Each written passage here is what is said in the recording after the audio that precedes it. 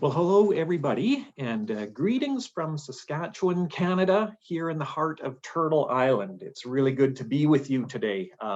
Really excited to be with you to share some thoughts, some reflections on Christian animism in general, but also specifically on green priestcraft, what I call green priestcraft.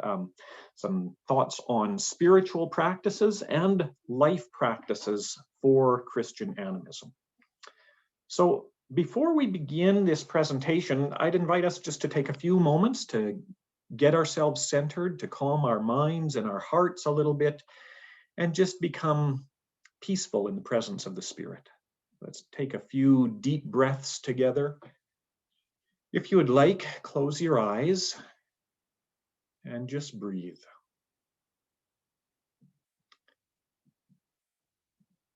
And as you breathe nice and deeply, I'd invite you just to imagine yourself as a tree.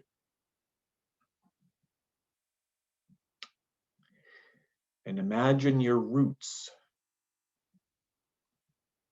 sinking deep into the earth beneath you. Let those roots go through the floor, through the soil, through the layers of clay, and into the rocks, the bones of the earth herself.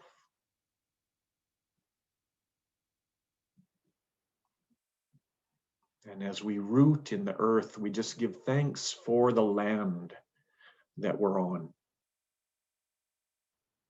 Give thanks for the spirits of the land, for the ancestors who have been in these places that we inhabit. We think of the treaties and covenants stretching way back, which allow us to be part of this land.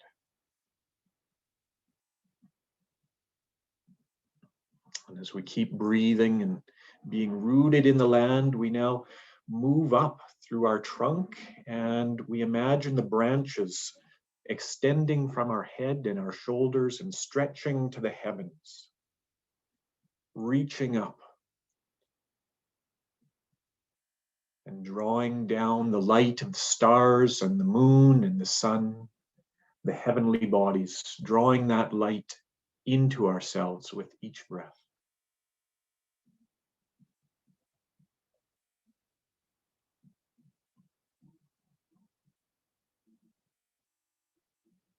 And in ourselves, we know that the energies of the sky meet the energies of the earth in the center of our being.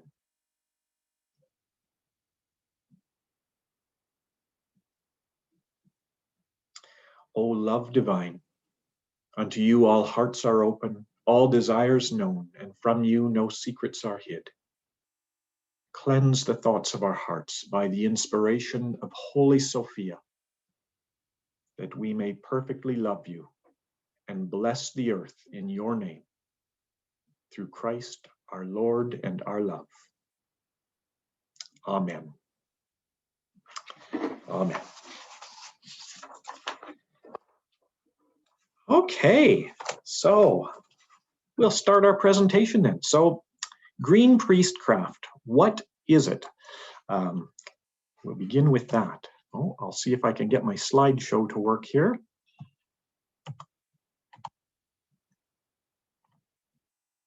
What is green priestcraft? So this is the basic question. What is green priestcraft? And it's related to another question. We have to sort of take it one step back from there and talk about the question, what are humans for? Green priestcraft arises within the context of Christian animism, and Christian animism arises in the context of the relationship between humans and all of the rest of creation, all the other more than human persons that inhabit this world with us. So the question, what are humans for, is a really important one. Of course, in the Western world, building not only on Christianity, but also on Greek philosophy, also on forms of Neoplatonism, forms of Renaissance humanism, forms of early modern scientific revolution philosophy, based, building on all of those sort of building blocks of thought and practice. We come up with this idea that humans are supposed to have dominance over nature. We're sort of the masters of nature. We know that that's been a real problematic way of looking at the world and way of experiencing the world and acting within the world, within largely Western cultures for many, many years, and especially with the types of technologies we have, that's been a pretty brutal way of interacting with the world that sees humans sort of in dominance on top of this pyramid of life. Now, in recent years, especially within the church and within NGOs and other organizations, there's been a move to soften that notion of dominance. So sometimes people will talk about humans as stewards of creation. And that's certainly a better way to talk about it than humans as masters of creation. But it still operates in the framework where humans have some sort of a management, where we're sort of now the managers of nature when you use a stewardship model. So I want to go a little bit further than that. Now, some folks within ecological movements, especially deep ecologists, will go, well, what is the role of humans within the rest of the world? And deep ecology perspective might say there's no special role for humans. Humans don't have any unique role within the rest of nature. We're simply one species among many. There's no different value. There's no different consciousness. There's sort of a leveling of the playing field. I don't go quite that far. I think there is something unique about humans, but it's a challenge to say what that might be. And as I've reflected on it over the years, I come to this sense, and it may be my prejudice because I'm a priest, but my sense is that perhaps humans might find our own unique role within the rest of creation as humans as the priest of creation.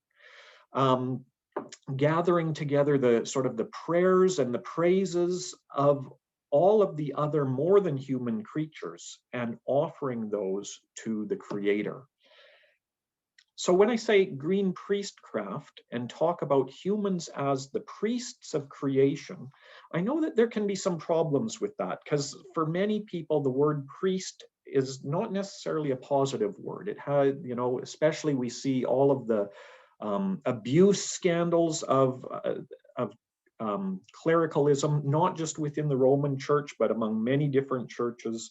There's sort of a hierarchical sense of priest, where priests sort of stand between others and God and sort of block the path. So if the word priest is a negative word for you, maybe there's another word that can conjure up more positive images. I find sometimes people respond better to the word chaplain.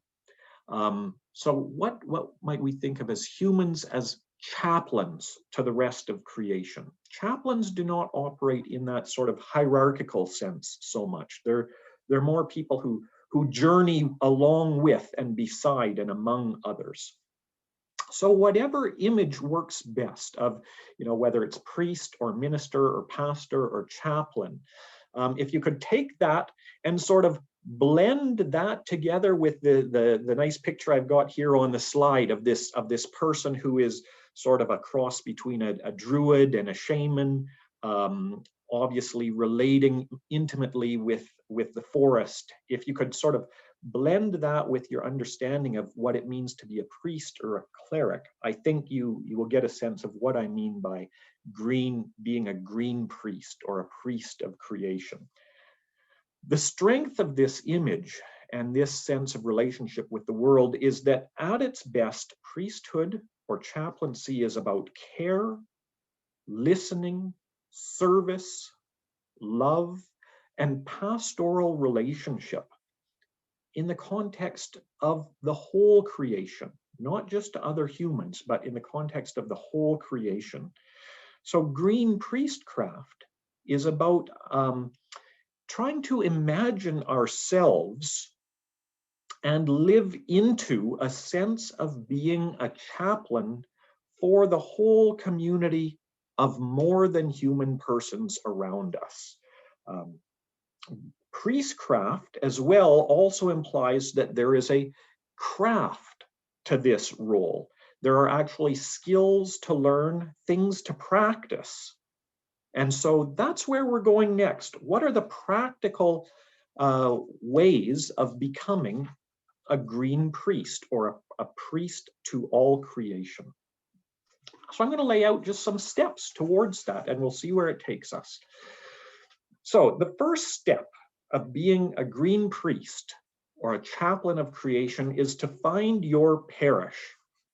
Now, this slide is a little bit misleading. I put this beautiful photo of a Stav church because it's just so gorgeous. I mean, who wouldn't want a nice wooden church like that? But it's a bit misleading because a parish, of course, is not the building. A parish, traditionally, is a geographic reality. It's actually a parcel of land. It's a demarcated space, a locality. And that's really important in terms of finding your way into becoming a green priest. First, you have to find your parish. You have to identify your parish. When we think about this, you know, the universe is a bit too abstract. That's too big. So what is our own actual local community? Even our watershed, or our food shed, or our bioregion, those are too big as well. We need to identify a place, a space, a locality that we can visit each and every day. So when you're thinking about this very practically, is there a park nearby? Is there maybe a backyard? Is your backyard your parish? Is there a walk that you take that leads you through some green space? Is that your parish? Or maybe you're blessed enough to live in the country and you've got an acre of woods and some land that you take care of. That could be your parish. Maybe a community garden. And even those of us who might be sort of constrained to an apartment or a senior's home, or a place that only gives us a little bit of accessibility, there's still ways to find our green parish within that. It might just be some pots of herbs or a tree in the courtyard, whatever it might be. It's really important to begin with to find our parish. What is this place that we can visit on a daily basis where we can be in touch and find and feel a relationship to a bounded geographical space?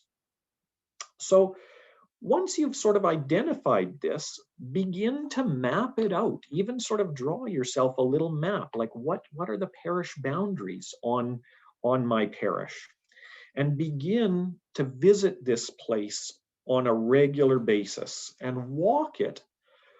And this is where it's a bit tricky. Begin to walk it with, I say, an open heart and with your inner and outer senses tuned.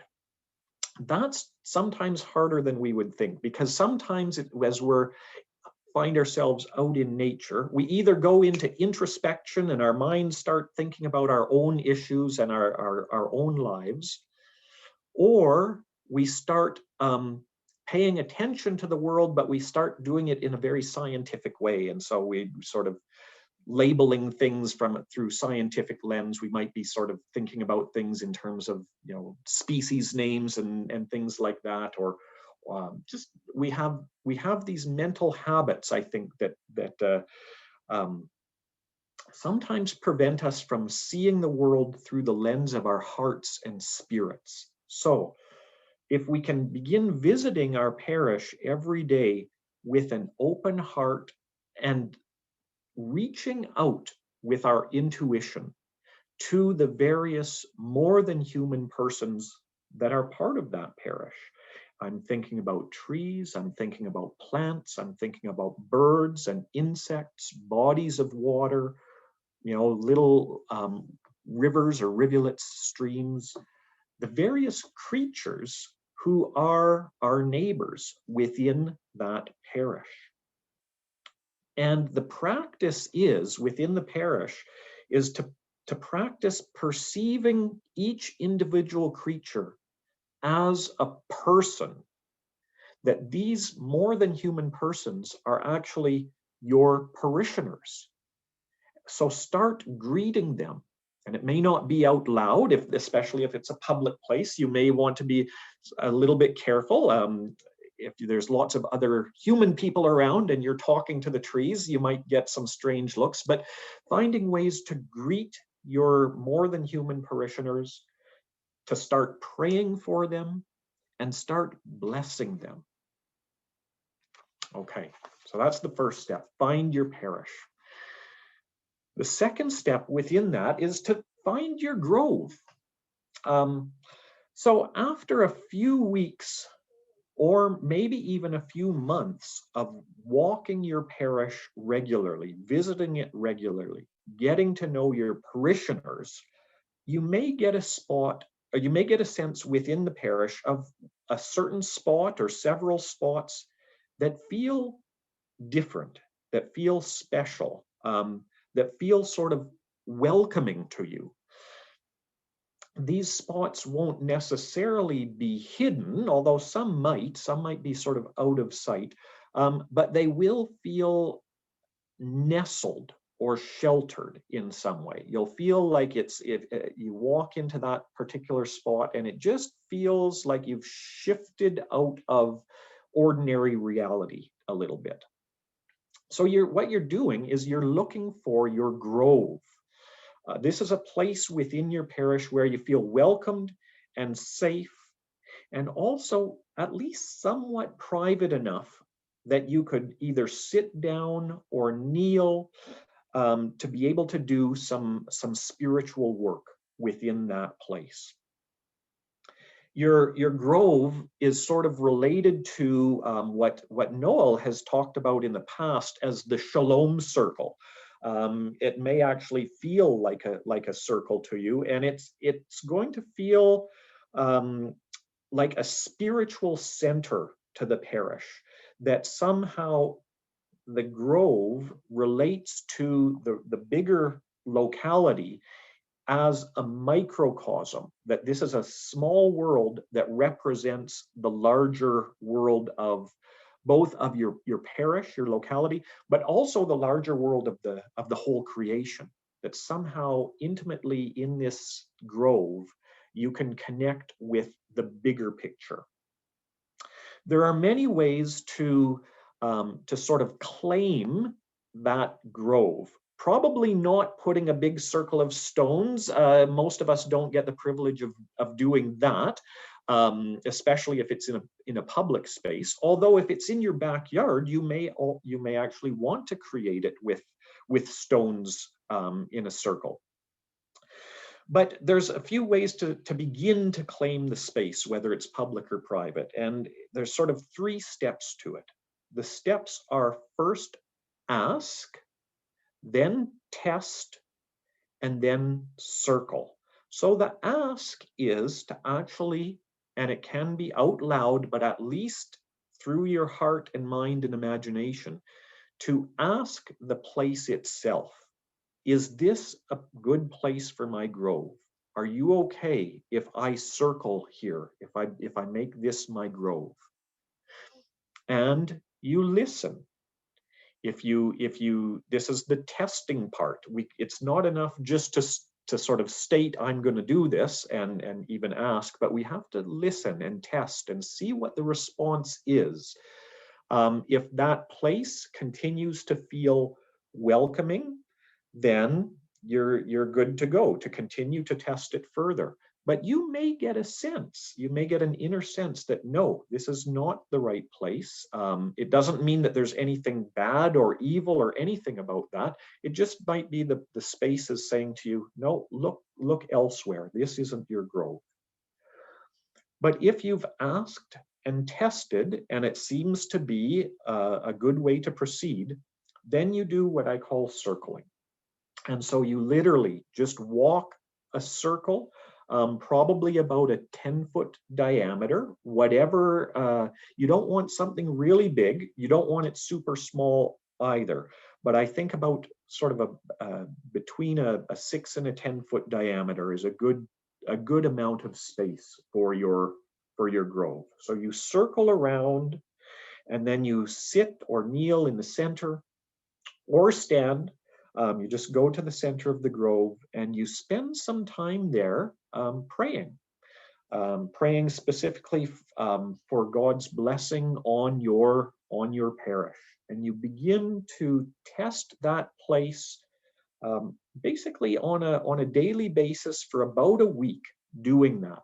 And if it still feels right, then you know that is your grove, and you can begin to mark it in a more concrete way. So once you've found your grove, you can then move into the third step, which is preparing your shrine stone. Now, I'm going to tell you right away that not all of you are going to want to do this. For some people, this step just seems a little too woo-woo, and it doesn't appeal to everybody. So if this step does not appeal to you, don't worry, just leave it aside. But for those of you who want to do this, I think it can be a really powerful thing. So this image that we have here, that's quite big for a shrine stone. There's very few places that you could actually erect something like a structure like that, especially if you're in a public space. But think about a stone probably about the size of a watermelon, or maybe a little smaller. It's got to be something that you can handle because you're going to be moving it and putting it within your grove. So a shrine stone is a little bit like an altar, but not quite. You're not going to be using it as an altar so much. Think about those stones that sort of pop up in the different stories from the Hebrew scriptures, especially the stone of Jacob, the stone that Jacob used as a pillow, and he had his dreams, and then he used that stone to mark the place where he said, he had that special dream with the ladder or the pyramid, between heaven and earth. And he marked that place with the stone. And he said, this is Bethel, the house of God. Surely God was in this place and I knew it not. And he anoints the stone and it becomes a sacred marker within his story. And we see stones like that occurring within the stories of the Hebrew people quite often in the scriptures. Think about something like that.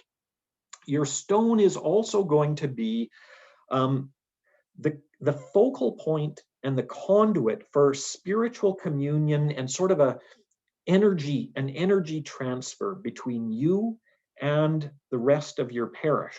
And I'll tell you how you do this. For some of you, like I say, this is going to seem too sort of magical or woo-woo or whatever. Don't worry about it. But for those who want to try it, here are the steps to do it.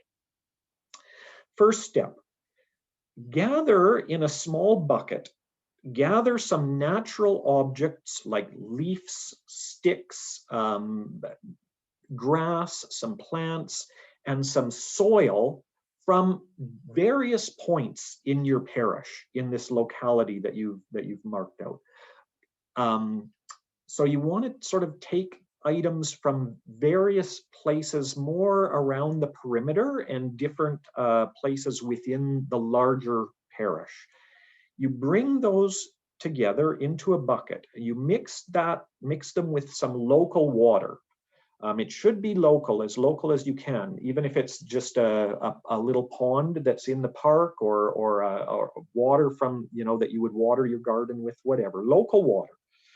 You pray over that, and then you leave that bucket outside open for the cycle of a moon. While you're leaving that outside, you find your stone, an appropriate stone. It's got to be small enough to handle, but large enough that you can plant it into the ground and lay your hands on it.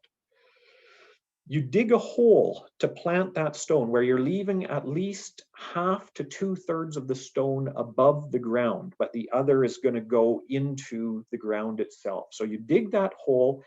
Then at the end of the moon cycle, you take your bucket and you pour the contents of that bucket into the hole. Put that in the hole first, and then plant the stone on top of that. What you're doing is you're symbolically connecting the stone to the objects that you've put, the natural objects that you've already put in the hole. Those are connecting to the wider parish, because you see, you've gathered those from the wider parish. So you put that in, the stone goes on top, and then you anoint with oil and bless that stone. And that stone then becomes the focus, both in ritual and in communion, for you and your parish and your parishioners, by being able to lay your hands on that stone, so that when you're praying, you can have your hands right on that stone and you're in connection with the wider parish. Again, this isn't for everybody, but I found this a very helpful focus to the spiritual work that I do as a chaplain of creation. So what do you actually do once you've found your parish, you've found your grove, you've got your shrine stone ready, or not if you don't want to, but you're all ready to go? What do you actually do? Here's where you want to begin to learn and practice the art of tithing and blessing. I'm going to say a bit about tithing in a moment. So you want to find your rhythm. You want to walk your parish daily, and you want to do prayer and ritual on a rhythm that works for you. That might be daily, or it might be weekly, or it might be a different rhythm. I wouldn't do it less than weekly, but you might do it every few days.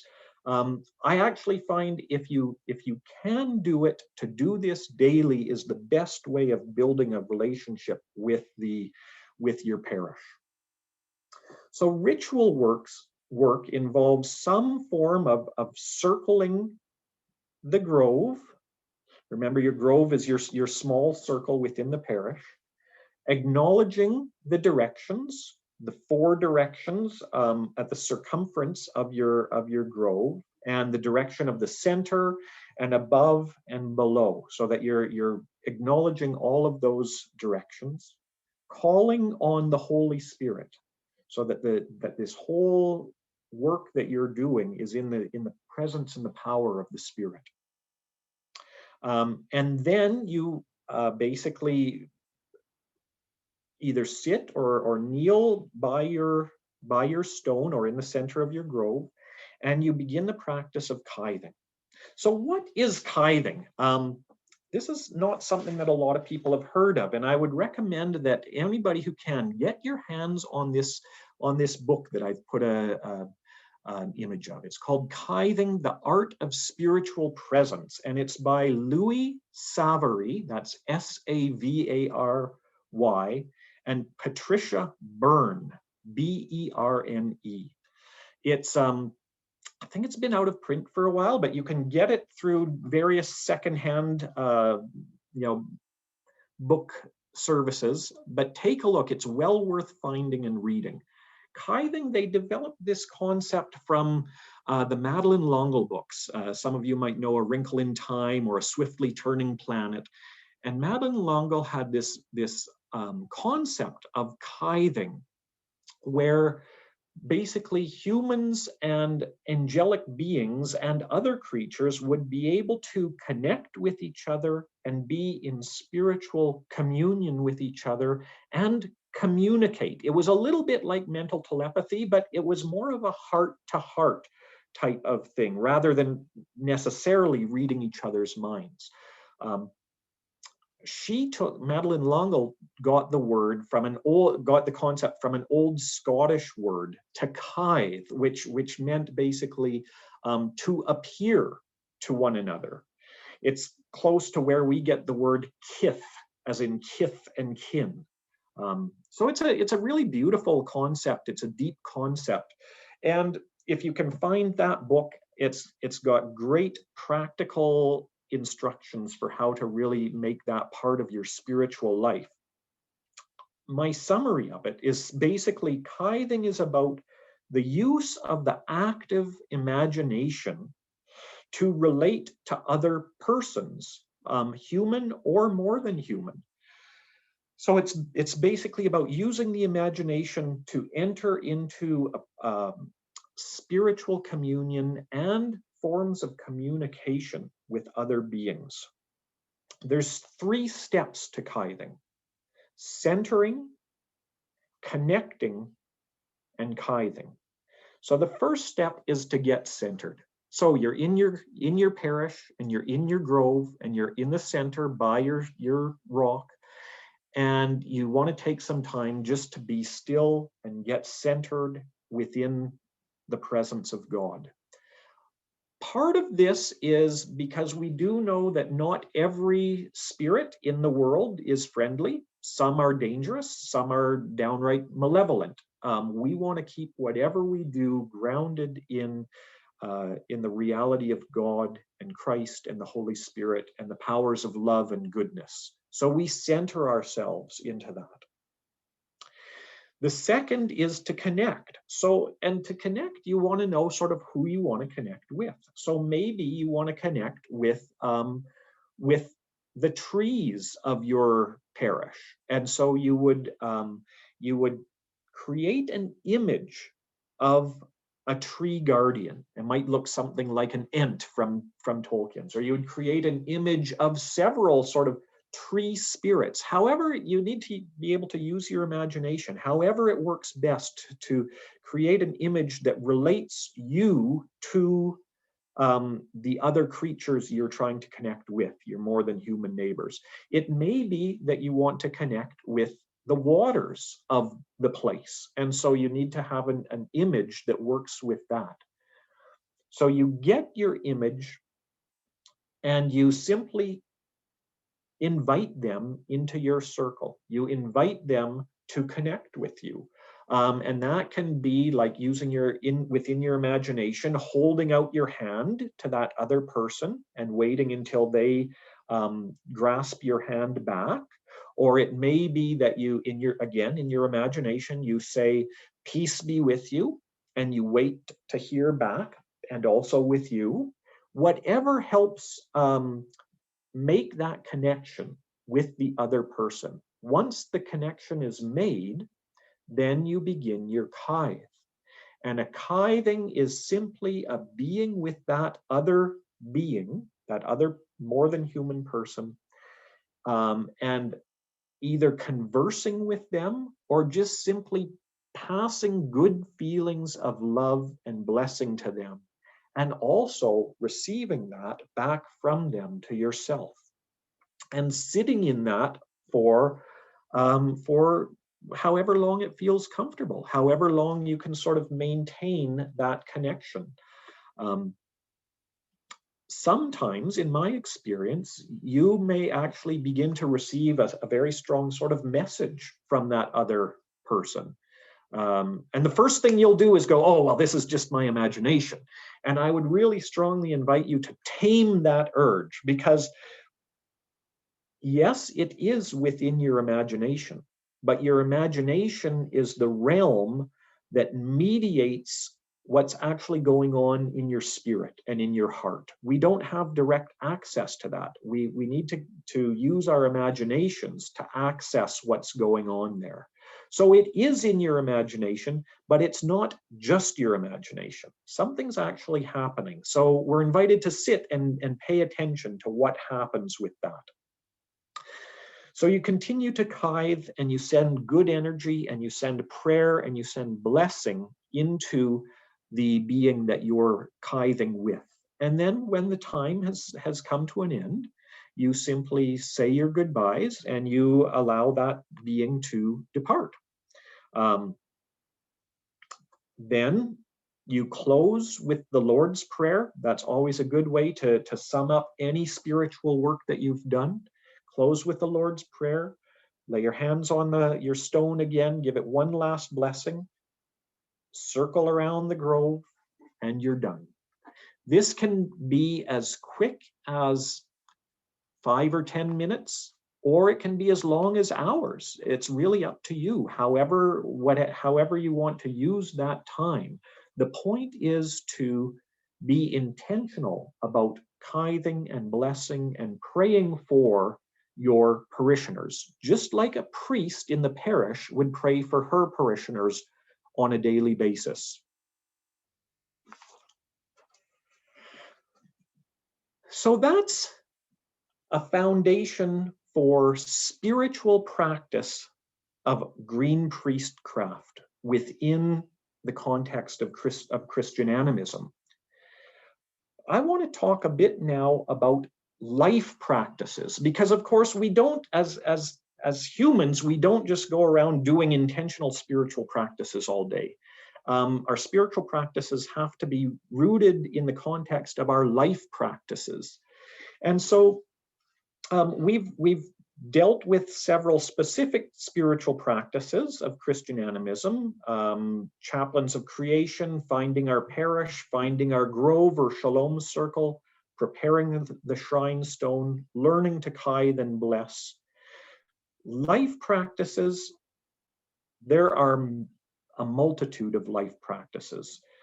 This could be, the life practices of Christian animism always have social, political, economic, relational, ethical aspects to them, because they're about how we relate to the wider, more than human world.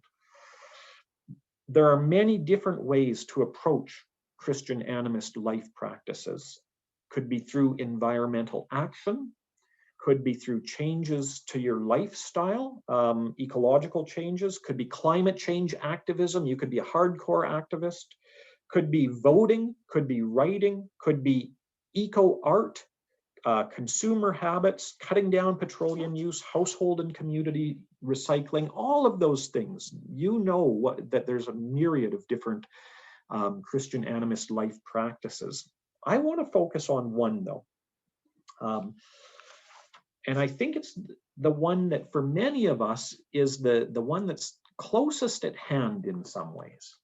And it's about food. All of us eat. We must eat to live. And so taking a good look at our food practices around food is a good way to begin implementing our Christian animist beliefs into our lives. The relationship to food is in some ways our most basic way of relating to our ecological kin. Now, this is not the place. I'm not going to get into any debates about vegetarianism or veganism or being a carnivore or any of those things. There are plenty of traditional animist cultures that have had a wide variety of eating practices. There isn't just one right way to do this. But here's the thing, here's the crux of the matter. With food practices, an animist perspective always invites us and maybe even compels us to ask this question. And you can write this down, take it to the bank, think about it every day. Every time you sit down to a meal, contemplate this question: who am I eating? Who am I eating? Life consumes life, and life is consumed by life. And this holds the same for plants as it does for animals. Plants consume the life of the sun, and plants feed others. Animals consume plants and each other and are consumed by, and eventually we are consumed by the earth as well. So it's a very basic Christian animist life practice to just get into that habit of saying not what am I eating, but who am I eating? It could be as simple as whenever you sit down at a meal, if you have especially if you have a habit of saying grace, incorporate that awareness of who you are eating into your prayer of thanksgiving. That you're not just giving thanks to the Creator. I mean, that's deeply important, but you're also giving thanks to all the beings, whether they were animal or plant, who have given up their lives to be on your table. Now, this leads to a very much a heightened sense of respect, because it only takes a little bit of reflection on this, and you realize that every being that you consume, you must respect, and you must think about the whole chain of events that has brought that being from its habitat and its life to your plate. And if there has been cruelty and injustice and oppression within that chain of events, then that's something that needs to get worked on. And I'm not going to try to prescribe how you work on that, but the first step is definitely building the awareness. Was this a respectful process that brought this neighbor of mine to my plate? You begin to ask those questions consistently at every meal and between meals, and before you know it, it will transform how you buy your food, what type of food you buy. It'll transform how you talk about food, and eventually, with consistency, it will begin to transform your life. So, lots more that could be said about that, but simply to take with you that question, who am I eating? Not what am I eating?